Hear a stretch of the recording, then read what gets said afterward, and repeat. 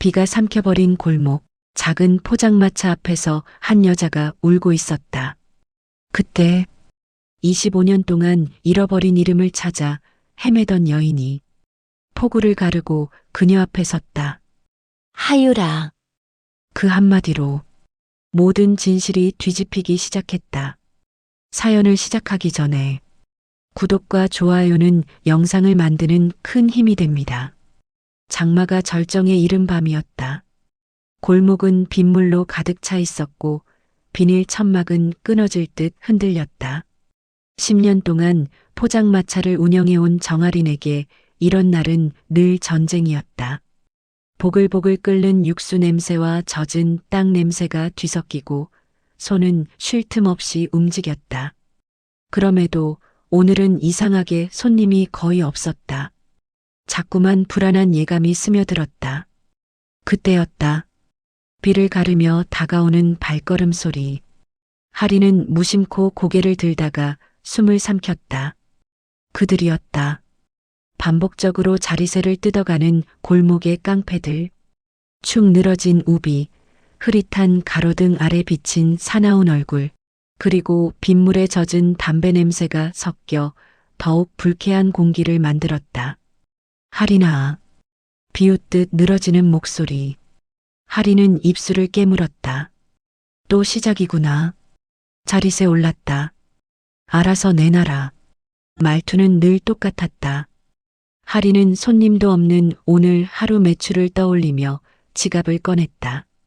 아무리 버티고 싶어도 이들과 싸워서는 이길 수 없다는 걸 잘 알았다. 그때 바닥에 떨어진 약봉투 하나가 눈에 띄었다. 빗물에 엉겨붙어 글씨가 번져 있었고 약은 이미 젖어 흐물흐물해져 있었다. 하리는 반사적으로 그것을 주어 깡패에게 건넸다. 이거 떨어졌어요. 하지만 깡패는 그녀를 힐끗 보며 냉소를 지었다. 뭐야, 시키지도 않았는데 주워주는 거야? 하리는 아무 말도 하지 않았다. 손이 저릿할 정도로 긴장했다. 깡패들은 결국 돈을 받아가고 골목을 빠져나갔다. 하리는 가슴을 쓸어내리며 다시 가스불 앞으로 돌아갔다. 그 순간이었다. 으흑. 희미한 신음소리가 들려왔다. 하린이 고개를 돌리자 골목 끝에서 한 여인이 벽을 붙잡고 비틀거리고 있었다. 우산도 없이 비에 흠뻑 젖은 채 손에 쥔 약봉투를 떨어뜨리며 쓰러져 갔다. 어머. 하리는 천막을 걷어내고 달려갔다. 여인은 이미 의식이 거의 없었다. 얼굴은 창백했고 숨소리는 가늘었으며 손에서는 오래된 반지 하나가 흔들리고 있었다. 여기 사람 좀 도와주세요. 누구 없어요? 하린의 외침에도 빗소리만이 되돌아왔다. 하린은 결국 여인을 업고 비를 뚫고 병원까지 뛰었다.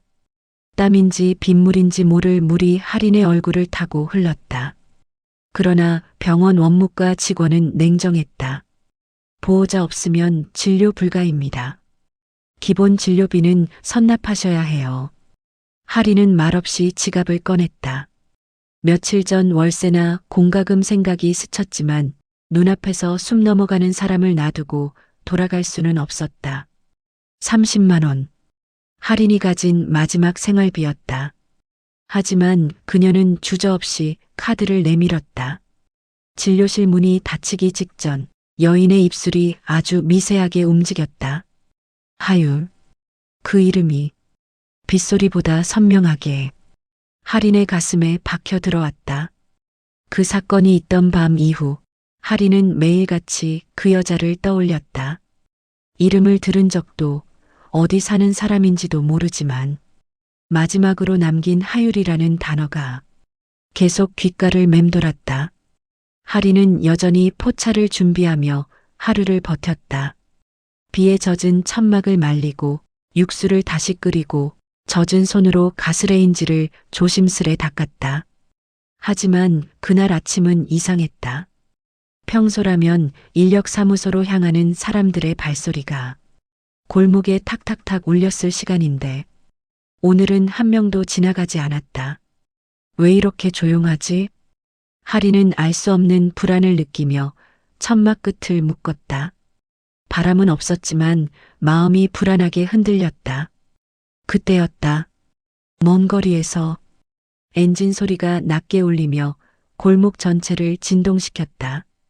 그리고 곧 검은 세단 한 대가 포차 앞에서 천천히 멈춰섰다. 이어 두 번째, 세 번째, 몇 대의 고급차가 줄줄이 골목을 가득 채웠다. 차 문이 동시에 딸칵 열렸다. 양복을 맞춘 듯한 체격 좋은 남자들이 차에서 내리자마자 주변을 둘러보며 누군가를 호위하듯 자리를 잡았다. 뭐야, 영화 찍나? 옆 건물 사람들은 문틈으로 조심스레 고개를 내밀었다. 하리는 얼어붙은 채 숨을 제대로 쉬지 못했다. 잠시 후 첫 번째 세단의 뒷문이 천천히 열리더니 우아한 기품을 가진 여성이 내려섰다. 단정하게 올린 머리, 촉촉하게 젖어드는 베이지 수트, 그리고 눈빛 속 깊은 슬픔 같은 것. 그녀는 단지 서 있는 것만으로도 사람들을 압도하는 분위기를 풍겼다. 저 사람 혹시 TV에 나오던 그 회장님 아니야? 맞아, 10조 자산가라던. 속삭임이 골목 전체에 번져갔다. 회장은 주변을 둘러보지 않았다. 오직 한 곳, 작은 포장마차만을 향해 걸어왔다. 하리는 순간 심장이 빨리 뛰는 것을 느꼈다. 회장은 포차 앞에서 멈춰서더니 마치 오래 찾던 사람을 확인하기라도 하듯 하린의 얼굴을 가만히 바라보았다. 정아린 씨 찾았습니다. 목소리는 낮고 단호했지만 떨림이 섞여 있었다. 하린은 얼어붙었다. 아무 말도 나오지 않았다. 이 재벌 같은 사람이 왜 자신을 찾았단 말인가. 그리고 때마침 골목 끝에서 바쁘게 뛰어오는 사람. 하린 씨, 약 가져왔어요. 도연이었다. 도연이 들고 있는 약봉투를 본 회장의 눈빛이 미묘하게 흔들렸다. 마치 오래전 잃어버린 기억을 조각조각 맞추려는 사람처럼. 그 옆에서 또 다른 여성이 차에서 내렸다. 회장과 닮은 차갑고 고급스러운 인상의 젊은 여자. 서아였다. 서아는 하린을 위아래로 훑어보며 말했다. 이 사람이에요? 그 하린이라는 사람? 말투에는 묘한 불신과 질투, 그리고 설명할 수 없는 조급함이 묻어 있었다. 하린은 얼떨떨한 상태로 고개만 끄덕였다. 그러자 서아의 눈빛이 날카롭게 변했다. 그녀는 하린과 도연 사이의 미묘한 눈빛까지 놓치지 않았다. 마치 말하는 듯했다. 왜 엄마의 눈이 저 사람한테 가는 거지? 이 여자 대체 누구야? 하린은 직감적으로 알 수 있었다. 이 만남은 절대 우연이 아니며 오늘을 기점으로 자신의 인생이 완전히 달라질 것이란 사실을. 그녀는 아직 그 이유를 몰랐다. 하지만 어딘가에서 조용하고 거대한 톱니바퀴가 움직이는 느낌이 들고 있었다. 그리고 이 모든 시작은 포차 앞에 선 재벌 회장의 떨리는 한마디였다. 찾았습니다, 정아린 씨. 회장은 포차 의자에 천천히 앉아 따뜻한 어묵 국물을 한 숟가락 천천히 떠넣었다. 그 모습은 재벌 회장의 품격과는 어울리지 않을 만큼 소박하고 조심스러웠다. 하지만 그녀의 눈빛은 단 한순간도 하린에게서 떨어지지 않았다. 마치 오래전부터 알고 있던 사람을 다시 바라보는 듯한 그리움인지 아련함인지 모를 감정이 담겨 있었다. 하린은 그 시선을 피하고 싶어 고개를 돌렸지만 무언가 끌어당기는 듯한 묘한 느낌에 다시 회장의 얼굴을 바라보고 말았다. 회장은 미세하게 떨리는 입술로 무언가 말하려다 멈추는 듯한 표정을 지었다. 왜 저렇게 나를 보지? 하린은 알 수 없는 불안과 따뜻함이 뒤섞인 감정을 느꼈다. 그때였다. 골목 끝에서 철제 깡통을 차는 듯한 요란한 소리가 들렸다. 할인의 심장이 순간 움찔했다. 익숙한 발걸음, 익숙한 욕설. 야, 여기 맞지? 자릿세 안 냈다는 데가.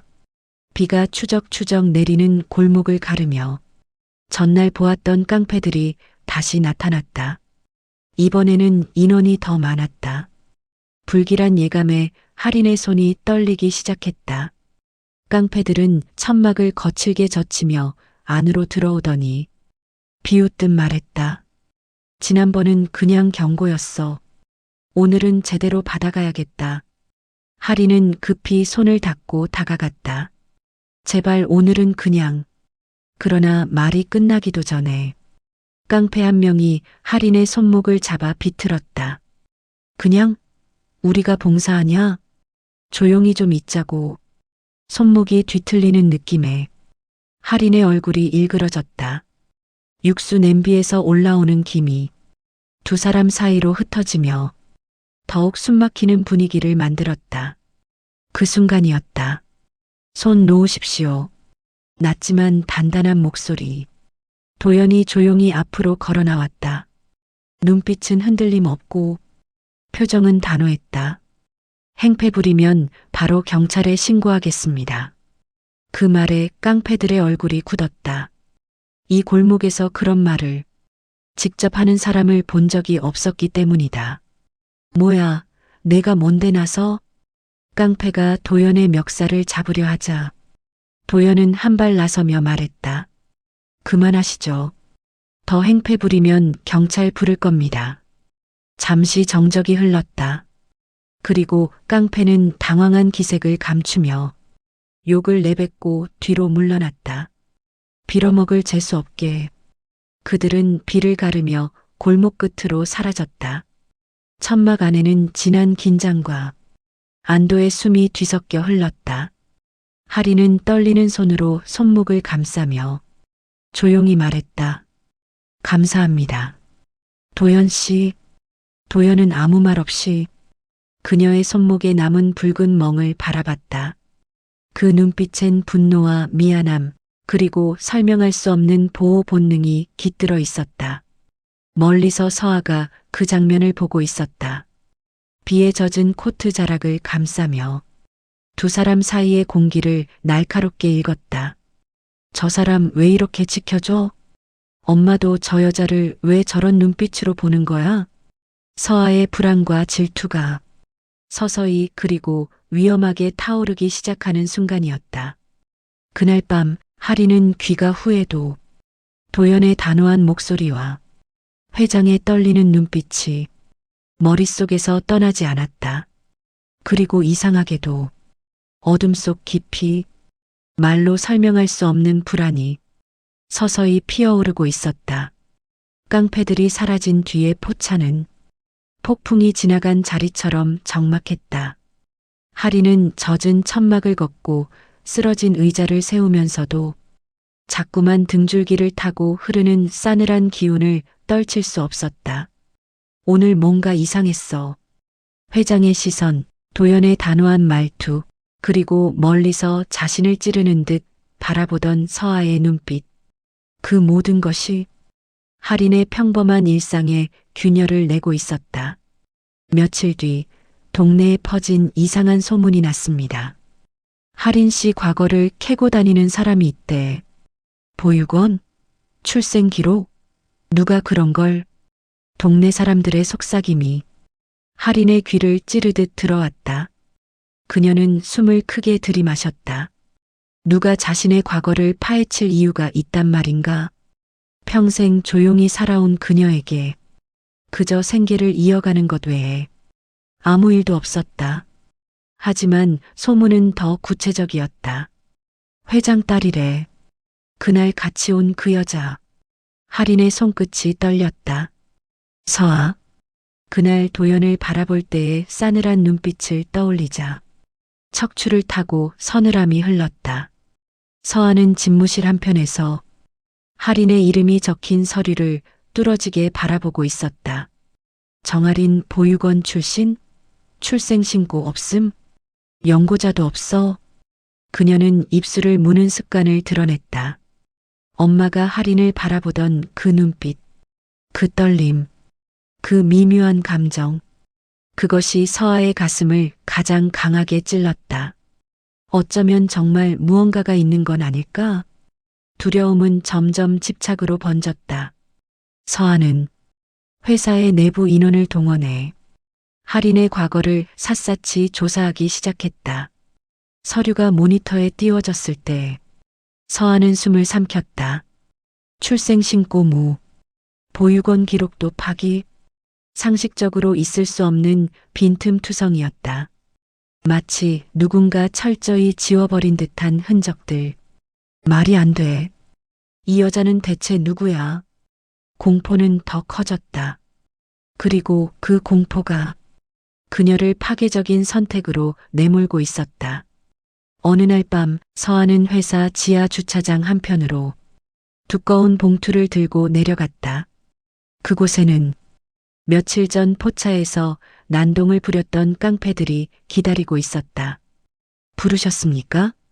그들의 말투는 비굴했지만 눈빛은 돈 냄새를 벌써 맡은 듯 번들거렸다. 서아는 봉투를 건네며 말했다. 그 포장마차 완전히 없애. 그녀의 눈빛은 흔들리지 않았다. 눈가에 맺힌 불안만 빼고 깡패는 봉투를 열어보고 눈이 번쩍 뜨였다. 와, 이 정도면 아주 싹 정리해드리죠. 그들이 비웃는 순간 서아의 표정은 미묘하게 일그러졌다. 그 여자가 없어지면 엄마의 시선이 다시 나한테 돌아오겠지. 하지만 마음 한구석에서는 말할 수 없는 죄책감이 고개를 들고 있었다.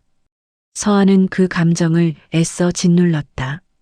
그날 밤 포차 골목은 평소와 달리 거칠게 들썩였다. 구석진 곳에서 낯선 남자 둘이 포차를 훑어보며 중얼거렸다. 내일 새벽이면 비도 그친다지. 그때 조용히 정리하자. 오케이. 그녀는 혼자 다니잖아. 아무도 눈치채지 못하게 계획대로만 하면 돼. 그들은 웃으며 떠났고 하리는 천막을 걷다가 바람에 섞인 기묘한 소리를 들었다. 등에서 식은땀이 흘렀다. 그 무렵 도연은 포차에 찾아와 할인의 손목을 보고는 눈을 크게 떴다. 이 먼 그날 그 사람들이? 할인은 대답하지 못했다. 말해봤자 달라지는 게 없다는 오래된 체념 때문이었다. 하지만 도연의 눈빛은 달랐다.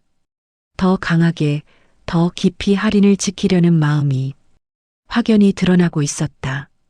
할인은 천막 아래에서 조용히 돋아나는 공포를 느꼈다.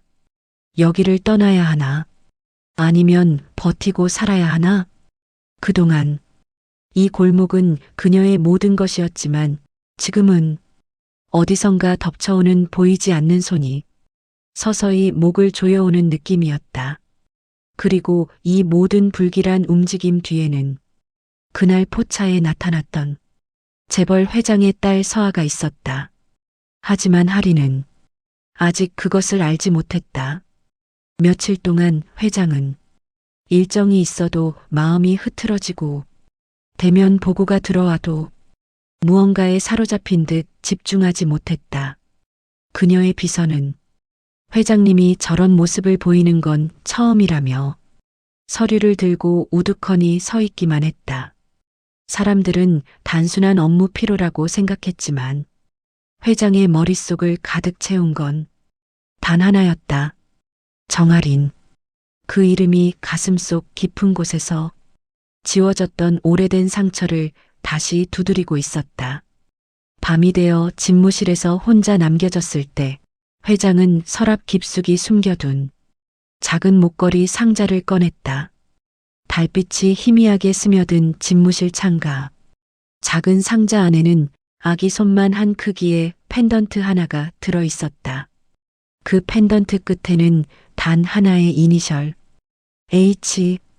그녀의 손가락이 떨렸다. 25년 전 눈을 돌릴 수도 없을 만큼 고통스러웠던 어느 날, 갓 태어난 아이를 잃어버린 그 순간, 그녀는 죽어가는 심장을 억지로 움켜쥐며 세상을 버틸 수밖에 없었다. 그 아이를 찾아 헤맨 시간은 1년, 2년 결국 10년을 넘겼다. 기록은 사라지고 흔적도 없고 어떤 기관에서도 아이를 보지 못했다는 말뿐. 결국 주변에서는 말했다. 포기하세요, 회장님. 이미 희망은 없습니다. 그렇게 세상 어디에도 존재하지 않는 아이가 되어버린 줄만 알았다. 그런데 그 아이가 할인의 눈빛과 너무 닮아 있었다. 설마 있을 리가 없어. 하지만 왜 자꾸 떨리는 거지? 회장은 답을 찾을 수 없었다. 그날 저녁 비서실장을 통해 도연이 은밀히 보낸 보고가 전달되었다. 회장님, 할인 씨 며칠 동안 누군가에게 뒤를 밟히고 있습니다. 회장의 얼굴이 굳었다. 누구죠? 신원이 명확하지 않은 사람들이고 포차 주변을 여러 차례 서성거렸습니다. 최근에는 새벽 시간대에 텐트 주변을 훼손하려 한 흔적까지. 보고를 듣는 회장의 손등이 미세하게 떨렸다. 왜 하필 그 아이에게 이런 일이. 그녀는 자신도 모르게 할인을 그 아이라고 중얼거렸다. 도연이 조심스럽게 말했다. 할인 씨를 지키고 싶어 하는 이유. 말씀해 주실 수 있습니까? 회장은 오래 침묵했다. 그리고 아주 조용히 입을 열었다. 25년 전 내가 잃어버린 아이가 있어. 도연은 놀란 눈빛을 감추지 못했다. 그런데 그 아이와 할인 씨가. 회장은 고개를 흔들었다. 아직은 아무것도 아니야. 그저 마음이 너무 흔들릴 뿐. 그날 밤 회장은 집안 금고를 열어 과거 입양 기관과 보육원 기록을 다시 꺼냈다. 노랗게 바랜 문서에는 기록이 누락된 부분이 많았고 적혀있던 담당자들은 이미 퇴사했거나 사망한 상태였다. 그러나 한 장의 문서가 회장의 눈에 걸렸다. 당시 보호자는 연락이 닿지 않아 아이를 다른 시설로 이관함. 그러나 이관 장소가 지워져 있었다. 마치 누군가 의도적으로 감춘 듯. 회장은 숨을 들이마셨다. 누가 왜 이런. 그 순간 서류 뭉치 속에서 작은 메모 한 장이 떨어졌다. 정린. 보육원 기록 오류. 추가 확인 필요. 찢긴 글자들 사이로 희미하게 남겨진 두 글자. 정린. 회장은 손으로 입을 가리며 떨리는 눈동자를 감추었다. 혹시 정아린? 얼마 뒤 서하는 식탁에서 커피를 마시던 회장을 보고 눈썹을 찌푸렸다. 엄마는 하루 종일 단 한 번도 웃지 않았다. 무언가를 잃어버린 사람처럼 불안하고 흔들리는 눈빛. 엄마, 무슨 일 있어? 회사 일 때문이야? 회장은 멍하니 딸을 바라보다 애써 미소를 지었다. 아니야. 그냥 조금 피곤할 뿐이야. 하지만 서하는 속으로 느꼈다. 그 여자가 또 엄마를 뒤흔들고 있어. 그 질투는 불안이라는 뿌리에서 자라 점점 더 어두운 마음으로 변해갔다. 그리고 서하는 결심했다. 더는 두고 보지 않아. 엄마를 뺏기게 둘 수는 없어. 며칠 뒤 회장은 직접 할인에게 연락을 남겼다. 잠시 만나고 싶습니다. 드릴 말씀이 있어요. 할인은 메시지를 보고 알 수 없는 떨림을 느꼈다. 이제 과거의 문이 천천히 그리고 확실히 열리고 있었다. 새벽 공기가 차갑게 서늘해진 날이었다. 할인은 포차 문을 열기 전 왠지 모르게 주변을 둘러보며 불안한 심장을 진정시키고 있었다. 오늘따라 왜 이렇게 무섭지? 골목 어귀에는 전날 밤부터 남아있던 낯선 발자국 자국이 여러 방향으로 어지럽게 흩어져 있었다. 언뜻 보기엔 비에 젖어 자연스럽게 생긴 것 같았지만 할인은 설명할 수 없는 찝찝함을 느꼈다. 포차를 열고 천막을 펼치려던 순간 천막 끝자락이 찢겨 있는 걸 발견했다. 누가 한 거지? 손끝에서 차가운 기운이 올라왔다. 정말 누군가 이곳을 노리고 있었다. 고급 리무진 안. 서아는 스마트폰 화면 속에서 포차 사진을 확대했다 줄였다 반복하며 한동안 아무 말도 하지 않았다. 옆자리 비서가 조심스럽게 물었다. 서아 실장님 괜찮으십니까? 괜찮아. 짧은 대답이었지만 목소리는 떨리고 있었다. 서아는 생각을 정리하려 했지만 머리는 더 복잡해졌다. 내가 무슨 짓을 하고 있는 거지? 하지만 저 여자를 가만두면 엄마가 나에게서 멀어질지도 몰라. 두려움이 죄책감을 삼켜버렸다. 잠시 후 서아에게 한 통의 메시지가 도착했다. 오늘 새벽 3시 주문하신 작업 들어갑니다. 그 순간 서아의 손끝에서 스마트폰이 떨어질 뻔했다. 정말 이렇게까지 해야 하는 걸까? 하지만 이미 되돌릴 수 없었다. 그녀는 눈을 감았다 뜨며 자신에게 최면을 걸 듯 중얼거렸다. 다 엄마를 위해서야. 밤 11시 포차가 문을 닫고 골목의 불빛이 하나둘 꺼질 시간. 그림자 4명이 조용히 골목으로 스며들었다. 오늘은 박살내고 가는 거다. 응? 그 여자는? 있으면 겁만 주고 중요한 건 가게를 못 열게 하는 거지. 그들은 이미 할인의 생활 패턴까지 파악하고 있었다. 문을 닫고 나가는 시간, 혼자 귀가하는 길, 포차에 남아있는 정리 습관까지 후딱 하고 간다. 류 실장님한테 더 큰 건도 들어올지 몰라서 그들이 비웃으며 나누는 대화를 아무도 듣지 못했다. 그날 밤 천막을 걷고 물건을 정리하던 하리는 등 뒤에서 서늘한 감각을 느꼈다. 바람 때문일까? 아니면 누군가의 시선? 손에 쥔 집게가 살짝 흔들렸다. 참다 못한 하리는 결국 도연에게 메시지를 보냈다. 혹시 잠깐 시간 되시면 오늘 포차에 와주실 수 있을까요? 보내기 누르자마자 후회가 밀려왔다. 이런 부탁해도 되는 걸까? 하지만 몇 분 뒤 도연에게서 답장이 도착했다. 지금 바로 갑니다. 이 짧은 한 문장은 할인의 심장을 조금 진정시켰다. 도연은 서둘러 포차로 향했다. 그를 보는 순간 할인의 눈에서는 안도감이 스며 나왔다. 무슨 일 있었어요? 아니, 그냥 요즘 자꾸 불안해서. 할인은 최대한 담담하게 말했지만 도연은 이미 눈치챘다. 포차 외곽에 있는 발자국, 찢겨 있는 천막, 그리고 골목 끝에서 어른거리는 그림자들까지. 여기 누가 계속 기웃거립니다. 저 알아요. 저도 느꼈어요. 할인은 손을 움켜쥐며 말했다. 도연은 잠시 하늘을 올려다봤다. 비는 오지 않았지만 골목엔 습한 냄새가 맴돌고 무언가 일어날 것 같은 날이었다. 오늘은 제가 끝까지 같이 있을게요. 한편 회장은 갑자기 심장이 쪼여오는 듯한 불안감에 잠에서 벌떡 깼다. 이유를 알 수 없었다.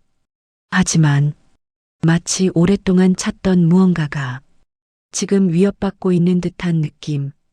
그녀는 망설임 없이 도연에게 전화를 걸었다. 지금 어디야? 도연의 목소리가 급히 낮아졌다. 포차입니다. 회장은 숨을 들이마셨다. 할인 씨 괜찮아? 도연은 잠시 정적을 가뒀다. 포차 주위 분위기가 이상해요, 회장님. 그 말에 회장의 눈빛이 흔들렸다. 내가 지금 갈게. 그녀는 침대에서 벌떡 일어나 옷을 챙겨 입고 문을 나섰다. 포차 정리 시간이 끝나갈 무렵 골목 어귀에 4명의 그림자가 천천히 모습을 드러냈다. 어둠 속에서 그들은 서로 신호를 주고받았다. 지금 들어간다. 부서진 천막 조각이 바람에 날리며 바닥을 스쳤다. 할인은 등을 돌린 채 설거지를 마무리하고 있었고 그 뒤에서 검은 그림자들이 서서히 다가오고 있었다. 도연의 경고가 터진 직후 뒤에서 들려온 발자국 소리는 비명보다 더 날카롭게 할인의 신경을 자극했다. 깡패들이 포차 안으로 들이닥치려는 바로 그 순간. 그만. 낯익은 하지만 이 골목에서는 어울리지 않는 묵직한 목소리가 골목을 울렸다. 포차 불빛 너머에서 회장이 경호팀과 함께 모습을 드러냈다. 그 기세만으로도 골목의 공기가 뒤집혔다. 저 사람에게 손대면 너희 인생 끝이야. 경호팀 여럿이 순식간에 깡패들을 제압했고 짧은 비명과 욕설이 뒤섞였지만 5분도 되지 않아 조용해졌다. 할인은 충격으로 손에서 국자까지 떨어뜨렸다. 회장님 왜 어떻게? 회장은 숨을 고르고 떨리는 목소리로 말했다. 할인 씨, 난 아니, 하유라. 더는 너를 혼자 두고 볼 수가 없었다. 그 이름을 듣는 순간 할인의 가슴이 덜컥 내려앉았다. 지금 뭐라고 하셨어요? 도연은 서류 봉투를 조심스럽게 꺼내 회장에게 건넸다. 회장님, 말씀하신 그 기록 찾았습니다. 서류에는 오래된 종이 조각들이 세심하게 맞춰 붙여져 있었다. 성서, 이름 하율, 보호자 서윤, 보육원 인계일 1997년 3월 12일. 할인의 손이 떨렸다. 이게 제 이름이라고요? 회장은 입술을 꾹 깨물고 고개를 끄덕였다. 하율이, 너는 내 딸이다. 그 순간 하늘에서 갑자기 빗방울이 떨어졌다. 그리고 할인의 눈에서도 그와 같은 물방울이 떨어졌다. 어떻게 저를. 회장은 떨리는 숨을 참지 못했다. 25년 전이었다. 유괴인지 사고인지 아직도 모르겠다. 단 하루 만에 너는 흔적도 없이 사라졌고 그녀는 말을 잇지 못했다. 손등으로 눈물을 거칠게 닦았다. 그 이후로 난 매년 보육원을 뒤졌고 전국의 아이들을 찾으러 다녔다. 하지만 아무도 내 소식을 몰랐다. 할인은 무너져 내릴 듯 흔들리는 몸을 도연이 다급히 붙잡아 세웠다. 회장님 정말 제가. 그래. 너는 내 딸 서하율. 내가 25년 동안 단 하루도 잊지 않은 아이. 그때 멀지 않은 곳에서 굳은 얼굴의 서아가 나타났다. 엄마 그 말 사실이야? 비는 점점 굵어졌고 서아의 얼굴은 흙빛이 되어갔다. 회장은 더 이상 숨기지 않았다. 그래. 너도 알고 있었지? 왜 그렇게까지 했니? 서아는 두 눈을 치켜 올리며 차갑게 변명했다. 엄마가 다시 그 애를 찾으면 난 버려질까봐. 내가 가진 걸 다 잃을까봐. 그래서 DNA 검사까지 조작하려 한 거냐? 회장의 목소리는 이제 더 이상 한 회사의 회장이 아니라 배신당한 어머니의 목이었다. 서아는 아무 말도 하지 못했다.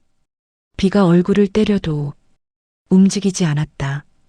깡패를 사주한 것도, 하율이 과거를 캐고 포차를 부수게 한 것도 전부 내가 시킨 거지.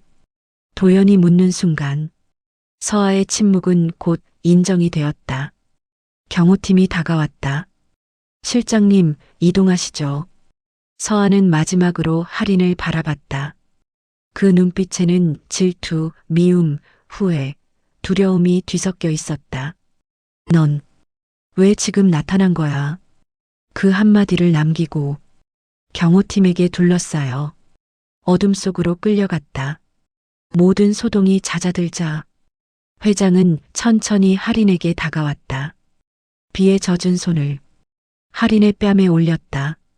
하율아, 정말 미안하다. 너를 지켜주지 못해서. 할인도 더는 참지 못했다. 25년 동안 아무도 몰랐던 눈물이 폭포처럼 쏟아졌다. 저도 왜인지 모르겠지만 계속 엄마라는 느낌이 들었어요. 회장은 할인을 끌어안았다. 두 사람의 어깨가 비에 젖은 천막 아래서 오랫동안 흔들렸다. 하리는 할머니가 남긴 사진 속 여인의 얼굴이 눈앞에 회장과 겹쳐지는 걸 보며 숨이 멎을 것 같은 충격을 받았다. 이제야 모든 조각이 맞춰졌어요. 도연이 조용히 말했다. 포차 골목은 마치 누군가 오래 기다려온 장면처럼 조용히 천천히 새로운 역사의 시작을 밝히고 있었다. 그날 밤 비는 낮보다 더 조용히 그러나 깊게 내리고 있었다. 하리는 홀로 포차의 천막을 정리하고 있었다. 비에 젖어 무겁게 축 처진 천막을 걷어 올리다가 문득 가슴이 이상하게 저렸다. 도연은 서류 정리를 위해 자리를 비웠고 골목에는 할인 혼자뿐이었다. 정적 속에서 빗소리는 더욱 크게 들렸다. 그 소리가 마치 오래전 누군가가 할인을 품에 안고 눈물을 흘리던 것 같은 느낌을 주었다. 그러던 순간 하유라, 누군가 아주 조심스럽고 떨리는 목소리로 그 이름을 불렀다. 하리는 그 자리에서 굳었다. 손에서 떨어진 행주는 바닥으로 흘러내렸지만 그조차 느껴지지 않았다. 천천히, 아주 천천히 고개를 돌렸다. 포차 불빛 아래 비에 젖은 회장이 서 있었다. 그녀의 눈은 울어 붉게 충혈돼 있었고 오랫동안 누군가를 기다리던 사람처럼 두 손이 떨리고 있었다. 하유라, 엄마다. 그 한마디가 떨어지는 순간 할인의 심장은 무너져 내리는 듯했다.